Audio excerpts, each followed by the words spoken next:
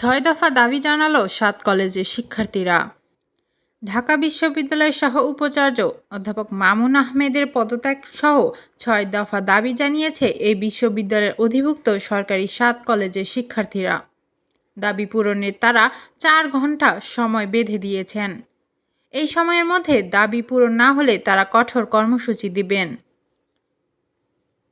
গতকাল রোববার মধ্যরাতে ঢাকা বিশ্ববিদ্যালয় ও অধিভুক্ত সরকারি ৭ কলেজের শিক্ষার্থীদের মধ্যে সংঘর্ষ হয়।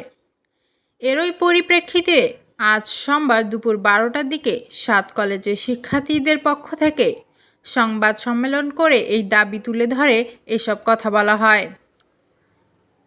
ঢাকা কলেজের শহীদ মিনারের সামনে এই সংবাদ সম্মেলন হয়। সংবাদ সম্মেলনে লিখিত বক্তব্য পাঠ করেন ইডেন কলেজের ছাত্রী সুমাইয়া আক্তার। প্রেস রিলিজ আমাদের ৬ দফা দাবিসমূহ গতকাল ৬/১/২০২৫ সন্ধ্যা থেকে মধ্যরাত পর্যন্ত নিউ মার্কেট এলাকায় সংঘর্ষের প্রেক্ষিতে ৭ কলেজ শিক্ষার্থীদের সংবাদ সম্মেলন। আমাদের দাবিসমূহ: ১.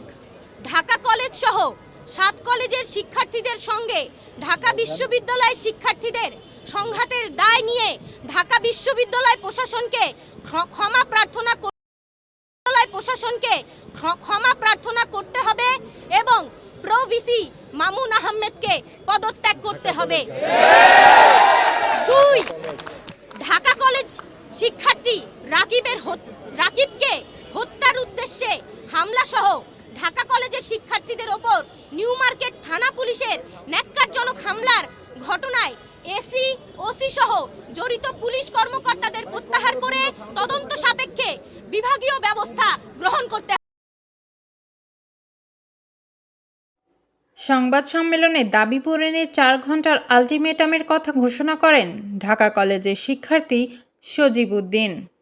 ৭ কলেজের শিক্ষার্থীদের পক্ষ থেকে বলা হয়, ৪ ঘণ্টার মধ্যে তাদের দাবি মেনে না নেওয়া হলে তারা কঠোর কর্মসূচি ঘোষণা করবেন।